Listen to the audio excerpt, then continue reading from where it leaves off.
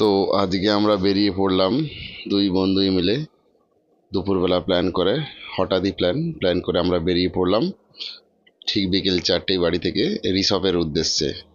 দার্জিলিংয়ের রিসপ শুনেছি খুবই ভালো জায়গা, কোনোদিনও যাইনি, ইভেন উত্তরবঙ্গ কোনোদিনও যায়নি।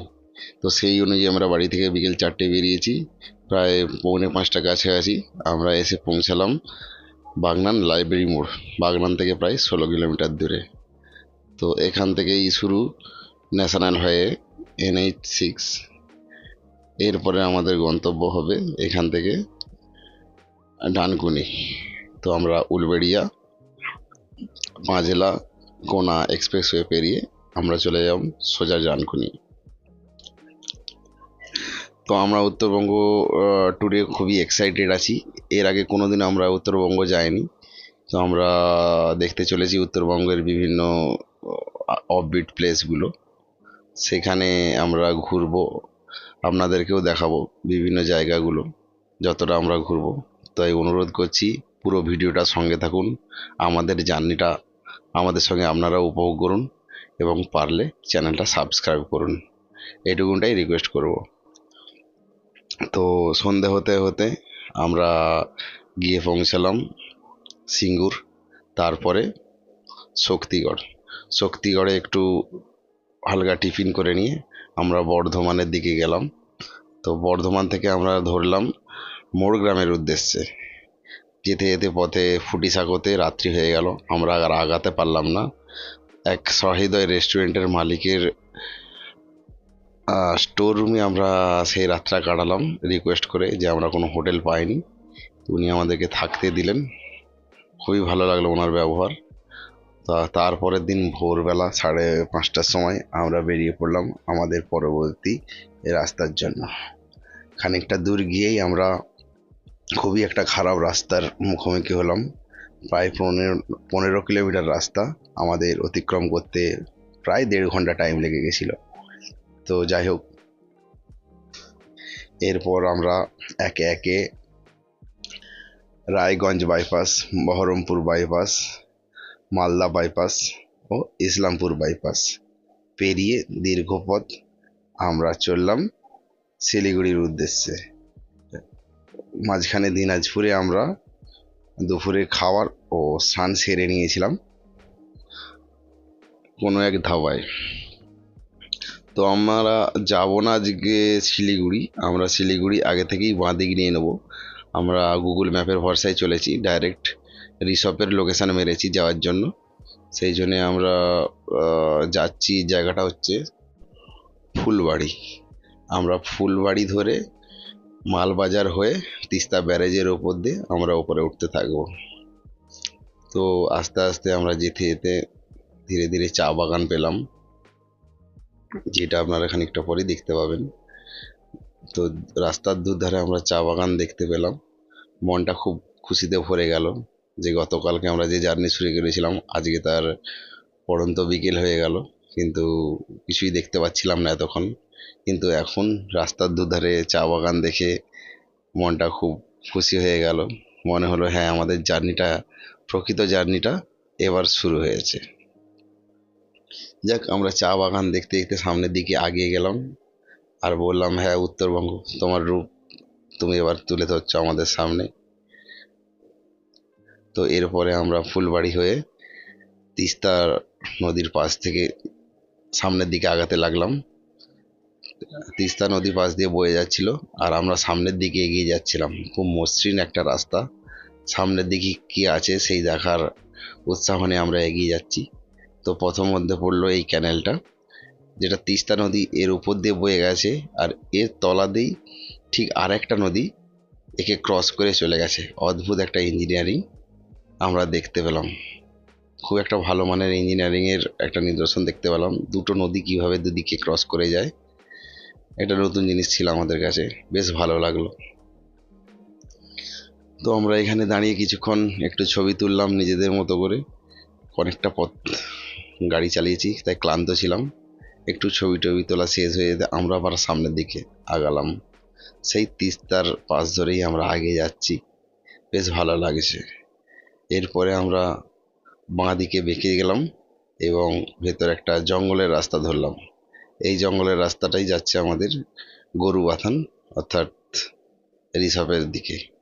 আমরা রিসর্টে তো কোনো হোমস্টে পাইনি, তাই আমরা ঠিক করি সেদিন রাত্রিতে লাভাতে থাকবো, পরের দিনকে লাভা থেকে আমরা রিসর্ট যাব। সেই অনুযায়ী আমাদের একটা বুকিং হয়েছিল বাই ফোনেই ওই দিনকে রাস্তাতেই। আগে থেকে কিছু বুকিং ছিল না, আগে থেকে হয়তো বুকিং থাকলে আমরা রিসর্টে থাকতে পারতাম। তো যাই হোক, এইভাবে আমরা এগিয়ে চললাম। আমাদেরকে যেতে হবে এবার গরুবাথান। দুদিকে সুন্দর রাস্তা এবং চা বাগান, অপরূপ এক দৃশ্য। আমরা এখানে দাঁড়িয়ে কিছুক্ষণ নিজেদের মতো ছবি তুললাম, একটু রেস্ট নিলাম, তারপরে এখান থেকে সোজা বেরিয়ে গেলাম গরুবাথানের উদ্দেশ্যে। গরুবাথানে এসে আমরা বেশ খানিকটা দূরত্ব ছিল ওখান থেকে গরুবাথানের। তো গরুবাথানে এসে আমরা আবার একটুখানি ওয়েট করলাম এবং বাড়িতে সব ফোন করে জানিয়ে দিলাম যে আমরা যাচ্ছি, সবই ঠিকঠাক আছে। তো এখানেই হয়ে গেল মেন বিপত্তি। এখানে বেশ কিছুটা সময় দেরি হয়ে গেল। দেরি হয়ে যাওয়ার পরে লাভা যেতে যেতে আমাদের পথে বৃষ্টি নেমে গেল। আমরা লাভায় পৌঁছাতে আমাদের প্রায় 2 ঘন্টা দেরি হয়ে গেছিলো, কারণ বৃষ্টিতে আমরা পুরোপুরি ভিজে গেছিলাম। আমাদের ক্যামেরা, ফোন সবই ভিজে গিয়েছিল, যার জন্য সেই সময় কোনো আর ফুটেজ নিতে পারিনি। তো লাভায় পৌঁছে আমরা ওই দিনকে হোমস্টেতে থাকি। তারপরে ক্লান্ত ছিল শরীরটা, আমরা ঘুমিয়েও পড়ি।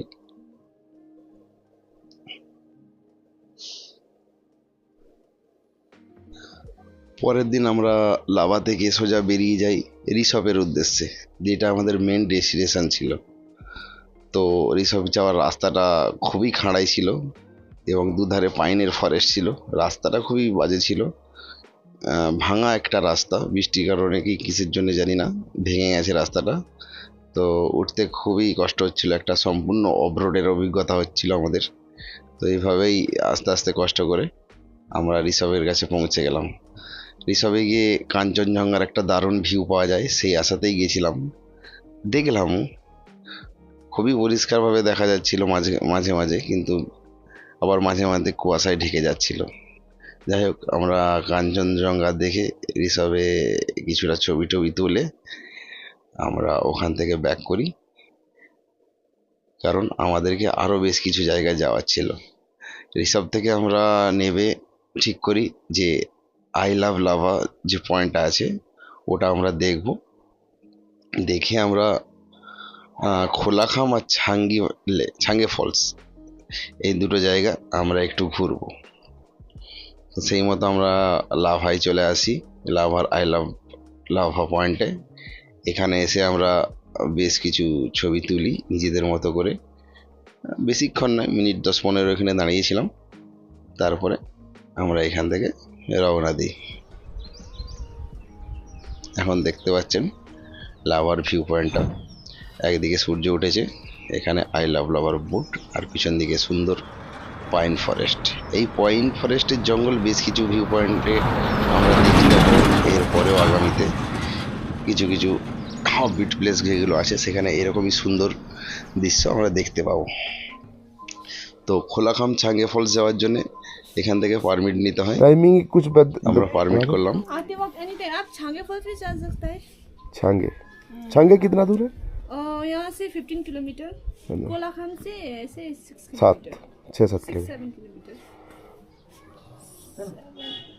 मैंने 7:59 में तो 8 बजे को और आस्ते आस्ते जाए क्योंकि फॉरेस्ट रास्ता है ना, वो तो बीच रोड नहीं मिलेगा, इसलिए आस्ते आस्ते 15 तारिक है 15/4/24। केरलातिर पनि हुँदैछ क्या भोटहरू? केरलामा भोट हो रहा है अभी, हाँ? इलेक्शन वोट केरला में हो रहा है। हम लोग केरला से नहीं है नहीं मतलब कल न्यूज़ में देखा था ना। ना, केरला में नहीं, समझ नहीं चलता। इधर में नॉर्थ बंगाल में 26 में और नॉर्थ बंगाल में भी है ना वही तारीख पे। है ना, ये न्यूज़ में देखी थी, ये दिखा रहा था ना।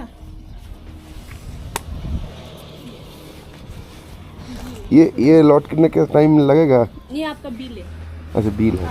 ये आपका कल भी आ पास सकता है, ऐसा एक- है, कल भी आ सकता है, कुछ भी नहीं होगा। अच्छा कल परसों निकल से एनी टाइम आ सकते, पर ये डे विजिट का है। आप यहाँ से एंट्री किया ना, 1 महीना भी बैठ सकता है, कोई लेकिन बात फिर नहीं। बात इधर पर आने से अभी फिर- एंट्री करके फिर कल वापस लाबा, फिर यहाँ, फिर वापस, फिर कल, ऐसे ऐसे तो अच्छा ये वैलिड कितना दिन तक है ये? इसमें तो ये वन डे डे विजिट है। डे विजिट है, हाँ लेकिन इस टिकट से ही काम चल जाएगा? हाँ जी। अच्छा पर यहाँ पर देखो तो ऐसा है, यहाँ पर तारीख है ना, हाँ हाँ। आज का 15 तारीख में अप डाउन जितना भी कर सकते अच्छा 15 तारीख में जितना बार भी आ सकते हैं? हाँ। अच्छा अच्छा, एक दिन का पास है। हैं। एग्जिट की वक्त आपका चेकिंग होगा, जब घुस जाएगा ना अंदर तब चेकिंग होता है, तब हम लोग ये चेक। और ऊपर में चेकिंग होएगा? नहीं, आप लेफ्ट जाएंगे, अच्छा लेफ्ट। लेफ्ट। ऊपर तो जगह नेटवर्क मिलता है उधर? हाँ, बढ़िया मिलता है, जगह जगह नहीं मिलता। थैंक यू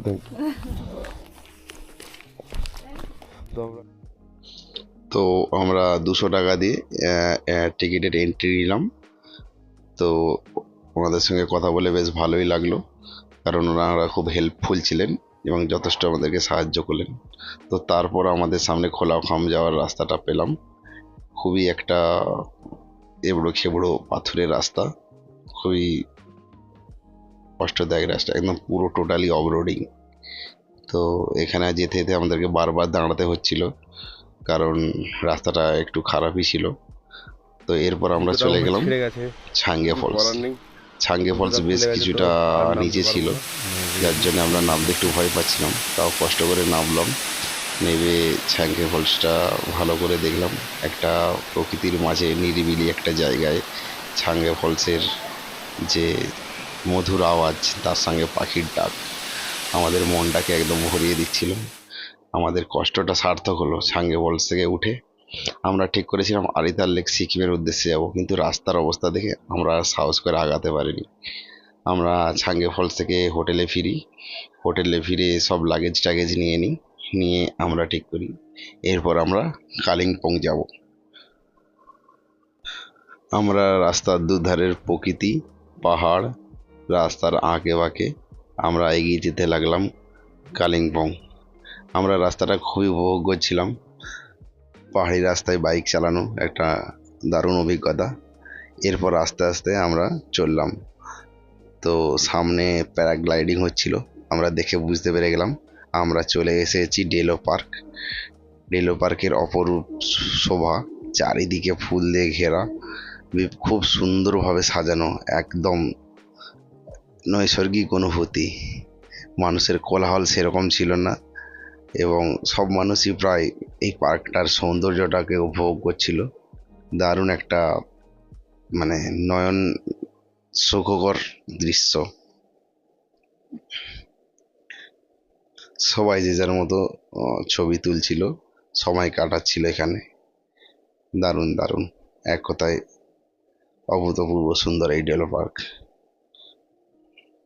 এখান থেকে প্যারাগ্লাইডিংও হয়। প্যারাগ্লাইডিং প্রায় মাথা পিছু খরচ পড়ে 3000, 5000 ও 6000 টাকা। তো আমরা সেই সব কিছু করিনি, কারণ আমাদের হাতে অত সময় ছিল না। আমরা এখানটায় একটু দাঁড়িয়ে একটু সময় কাটিয়ে ছবি টবি তুলে আমরা চলে যাই আমাদের পরের ডেস্টিনেশনের উদ্দেশ্যে। তো আমাদের পরের ডেস্টিনেশন ছিল ম্যাল। আমাদের ইচ্ছা ছিল সন্ধ্যের মধ্যে আমরা ম্যালে ঢুকবো, ম্যালে ঢুকে সময় কাটাবো। সেই অনুযায়ী আমরা রাস্তায় নামতে থাকি। রাস্তায় নামতে নামতে আমাদের গাড়িটা এখানে একটুখানি ব্রেকডাউন হয়ে যায়, পিছনের ব্রেকটা গরম হয়ে গেছিলো, ধরছিল না। তো তারপর একটু ঠান্ডা করে জল দিয়ে আমরা আবার নামতে থাকি। তো সেই সময় আমাদের সঙ্গে দুটো বাইকার গ্রুপের পরিচয় হয়। দুজন ছিল গ্রুপে।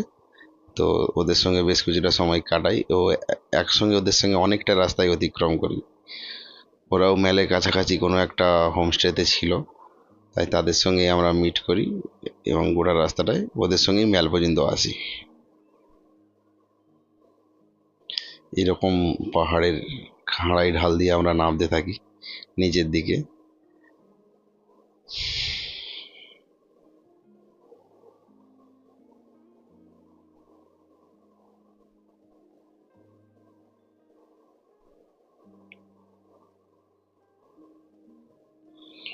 তো আমরা এরপরে সেই বাইকার গ্রুপের সঙ্গে পাহাড়ের জঙ্গলের রাস্তা পেরিয়ে চলে আসি ত্রিবেণী নয়, এটা হচ্ছে আপনার তিস্তা ব্যারেজের কাছাকাছি। তিস্তা ব্যারেজের আমরা বাঁ দিক থেকে যাই এবং তিস্তা ব্যারেজটাকে ডান হাতে আমরা ক্রস করে আমরা চলে যাই আরও উপর দিকে। আমাদেরকে উঠতে হয়। এটা হচ্ছে তিস্তা ব্যারেজ, তিস্তা ব্রিজ, বাজার এটা। তো এটাকে আমরা ক্রস করে আমাদেরকে তিস্তা নদীর পাশ দিয়েই আস্তে আস্তে ওপর দিকে উঠতে হয়। জায়গাটা খুবই সুন্দর ছিল, দেখতে ভালো লাগছিল, আর গাড়ি চালাতে তো এই রাস্তা দিয়ে আরও সুন্দর লাগছিল। খরস্রোতা তিস্তা তার আওয়াজ করে সে যে চলেছে, একটা তার স্রোতের যে আওয়াজ আমাদের কানে আসছিল এবং খুবই ভালো লাগছিল। পড়ন্ত বিকেলের সোনালি সূর্যকে আমরা সামনে রেখে আস্তে আস্তে আগাতে থাকি। আমরা ত্রিবেণী ভিউ পয়েন্টের দিকে আগাতে থাকি। খানিকটা দূরেই আমরা ত্রিবেণী ভিউ পয়েন্ট পাই, যেখানে উপর থেকে নিচের তিস্তার যে তিনটে ভাগ হয়ে গেছে, তিনটে নদীর সঙ্গম, সেইটা আমরা দেখতে পাই। সেই পয়েন্টে আমরা দাঁড়াই ও ছবি তুলি। তো এরপর আমরা চলে যাই আমাদের ম্যালের উদ্দেশ্যে। তো রাস্তায় আমরা যেতে যেতে পেয়ে যাই আরেকটা স্পট, যেটাও একটা সুন্দর স্পট ছিল। আমরা ওখানে দাঁড়িয়ে চা খাই, একটু ছবি তুলি, একটু সময় কাটাই। তো স্পটটা ছিল লামাহাটা। আমরা লামাহাটার পাইন ফরেস্টের ভিউটাও খুবই উপভোগ করি। এখানে দাঁড়িয়ে আমরা একটু চা খাই, খেয়ে আমরা আবার সামনের দিকে আগাতে থাকি। তো প্রতিমধ্যে আমাদের সন্ধে প্রায় নেমেই আসে।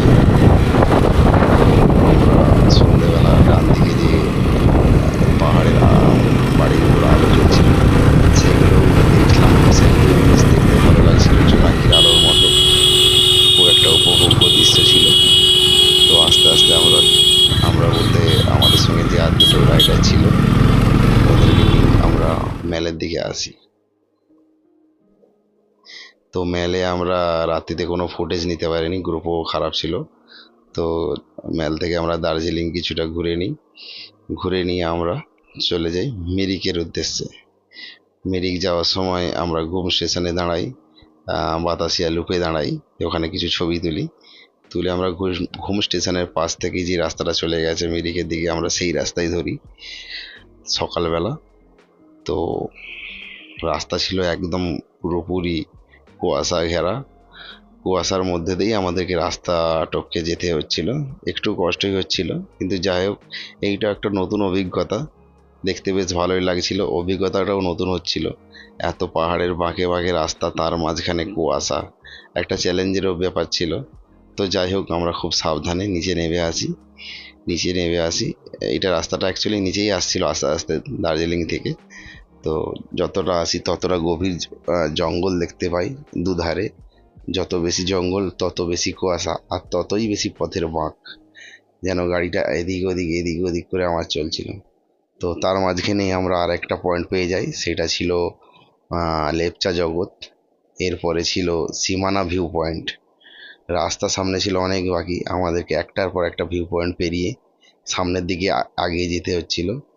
তো এটা সীমানা ভিউ পয়েন্ট, নেপালের একদম পাশেই এটা, বা ইন্ডিয়া আর নেপালের একদম বর্ডার।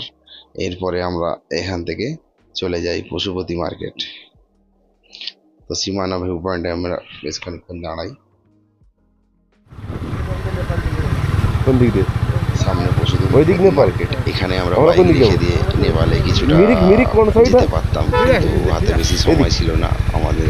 ইধার নেপাল বর্ডার বাড়ি না? ফেরারও সেরকম কোনো প্ল্যান ছিল না কবে ফিরবো। তো যাই হোক, আমরা চাচ্ছিলাম যতটা তাড়াতাড়ি সম্ভব সমস্ত স্পটগুলো কভার করা যায়, সমস্ত স্পটগুলো কভার করে আমরা যাতে ফিরতে পারি যত তাড়াতাড়ি সম্ভব হয়, ভালো সেই জায়গা। অনুযায়ী আমরা চেষ্টা চালালাম। তো মিরিকের পথে আমরা দুর্দান্ত কিছু চা বাগানের ভিউ দেখতে পেলাম। এ বাঁকে ও বাঁকে পাহাড়ের বিভিন্ন বাঁকে বিভিন্নভাবে চা বাগান আমাদেরকে সাজিয়ে দিয়েছে পুরো দার্জিলিংটা। তো দেখে মনে হচ্ছে খুবই একটা সুন্দর রাস্তার মধ্যে দিয়ে যাচ্ছি। এত সুন্দর, এত ভালো একটা ভিউ যে রাস্তার মধ্যে হয়, সেটা যদি কেউ আসেন তাহলেই বুঝতে পারবেন, বিশেষ করে বাইক নিয়ে। তাহলে দুদিকের যে ভিউটা সেইটা আপনারা ভালো করে উপলব্ধ করতে পারবেন।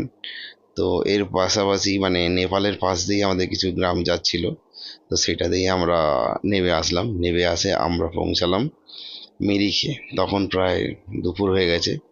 তো মিরিকে এসে আমরা মিরিকে এন্ট্রি করি।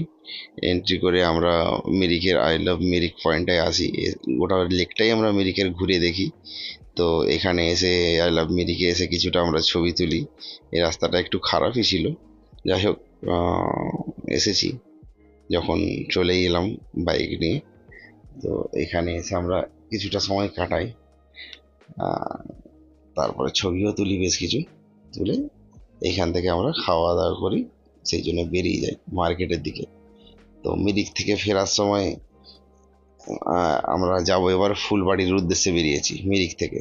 তো ফুলবাড়ি যাওয়ার পথে আমার আবার রাস্তার মধ্যে এই দুপুরবেলা কুয়াশা দেখতে পেলাম। মনে ভয় হচ্ছিল যে এই কুয়াশার সঙ্গে না যদি মেঘ চলে আসে তাহলে আমাদের ফেরাটা নষ্ট হয়ে যাবে, কোথায় গিয়ে থাকতে হবে, কত দূর ফিরতে পারবো কোনো ঠিক নেই। হাতেও সময় কম ছিল, কারণ আমরা দুদিনের ছুটি আমাদের পার হয়ে গেছিল। তো মিরিক থেকে আমরা ফেরার সময় বেশ কিছু আবার চা বাগান দেখতে পাই, খুব বড় বড় এস্টেট চা বাগান।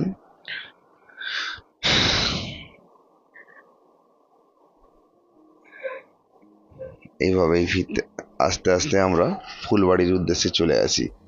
ফুলবাড়ির এখানে আমরা দুটো ব্রিজ দেখতে পাই।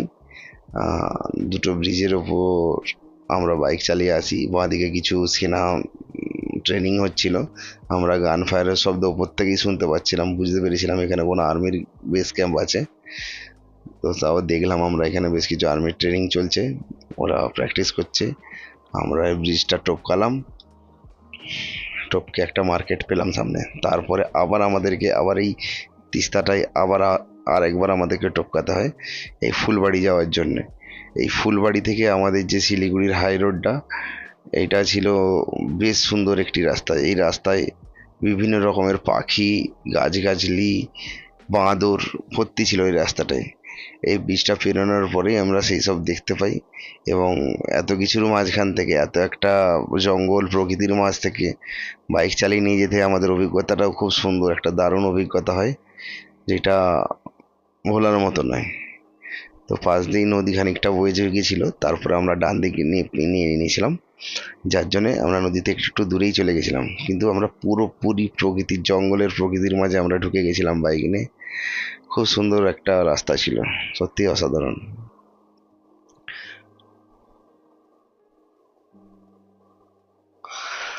আমরা আস্তে আস্তে আবার সেই চা বাগানের মধ্যে দিয়েই মানে আসি। আমরা আস্তে আস্তে অনেক উঁচু থেকে প্রায় সমতলেই নেমে পড়েছি। এখানে আর কোনো পাহাড় পাহাড় কিছুই নেই। আমরা সমতল দিয়ে এবার গাড়ি চালাতে থাকি। সমতল দুপাশে চায়ের বাগান, আর মাঝে মধ্যে বিভিন্ন রকমের গাছগাছালি, এরকম করেই আমরা সামনের দিকে এগোতে থাকি। সামনে আমরা পেয়েছি বাগডোগরা আর্মি ক্যাম্প। সাধারণত আর্মি ক্যাম্পগুলো যেরকম পরিষ্কার পরিচ্ছন্ন থাকে, ঠিক সেই রকমই সুসজ্জিত একটা আর্মি ক্যাম্প, এবং রাস্তাটাও ছিল খুবই মসৃণ। এখান থেকে আমরা এই আর্মি ক্যাম্প দুদিকটা দেখতে দেখতে আমরা এই রাস্তাটা অতিক্রম করি।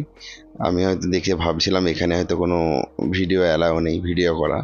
আমি সেই নোটিশ বোর্ডটাই খুঁজছিলাম রাস্তার এপাশে ওপাশে, কিন্তু কিছুই দেখতে পাইনি। তো আমি ভিডিও যথারীতি করে আমরা সামনের দিকে আগাই। আমরা এরপরে ফুলবাড়ি থেকে NH ধরি কলকাতার উদ্দেশ্যে। তো NH খানিকটা যাওয়ার পরে আমরা সামনে NH-এর জ্যাম দেখতে পাই। কোনো একটা অ্যাক্সিডেন্টের কারণে রাস্তা বন্ধ করে দেওয়া হয়েছিল। রাস্তা বন্ধ করে দেওয়ার ফলে আমাদের ভালোই হয়েছিল, একটা চা বাগানের ভেতর থেকে ঘুরে ঘুরে আমরা NH আবার ঘুরে ধরি। কিন্তু এই চা বাগানের ভেতর দিয়ে যে গাড়ি চালানো, এর কি আনন্দ, এর যে মজা, চা বাগানের মাঝখান থেকে গাড়ি চালাতে যে এক্সপিরিয়েন্সটা, এটা সত্যিই খুব সুন্দর ছিল। ভাবতে পারিনি এতটা ভালো লাগবে। যাক, আমাদের সাপে বরই হয়েছে। আমাদের রাস্তা বন্ধ করে দেওয়ার ফলে আমরা ঘুর রাস্তায় যে চা বাগানের ভিতর দিয়ে যাচ্ছিলাম, এর অভিজ্ঞতাটাই আলাদা, আমাদের একটা নতুন অভিজ্ঞতা তৈরি হলো।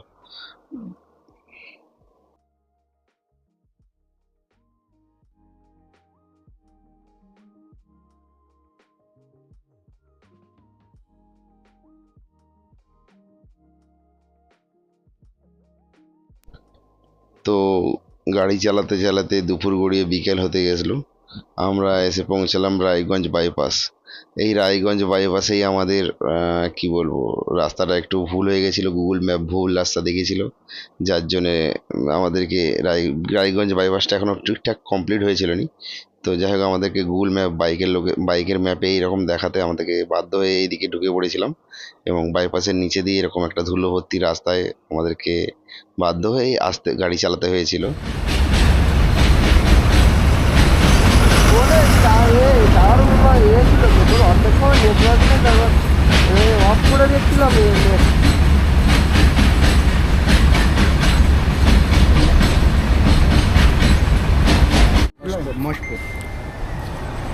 তো দার্জিলিং থেকে ফেরার সময় আমরা এক জায়গায় ধাবাতে দাঁড়িয়েছিলাম মহেশপুরের কাছাকাছি। তখন রাত্রি প্রায় 1টা বেজে গেছে। তো এখানে 3 বন্ধুকে আমরা পেলাম ধাবাতে। এরা আমাদের চ্যানেলটা সাবস্ক্রাইব করলো। খুব ভালো লাগলো এর সঙ্গে কথা বলে। ধন্যবাদ। তো আমরা রাত্রিতে ফারাক্কা পার হই। এরপরে আমরা ঠিক করি যে আজকে সারা রাতটাই আমরা গাড়ি চালাবো। আমাদের এনার্জি তখনও ছিল বাড়ি ফেরার মতো, পরের দিনও কাজও ছিল, সেই ভেবে আমরা চলেই আসলাম। রাত্রিতে তার কোথাও স্টে করিনি। তো আমরা প্রায় ভোর হয় তখন, সেই মুহূর্তে আমরা প্রায় পৌঁছে গেলাম ডানকুনি। ডানকুনিতে একটু একটু যেন ঘুম লাগছিল, সেই জন্য একটু কফি খেলাম। কফি খেয়ে আমরা দক্ষিণেশ্বরের ব্রিজ পেরিয়ে আস্তে আস্তে বাড়ির দিকে রওনা দিলাম। বাড়ি আসতে প্রায় 7টা বেজে গেছিলো। তো ধন্যবাদ সবাইকে আরেকবার।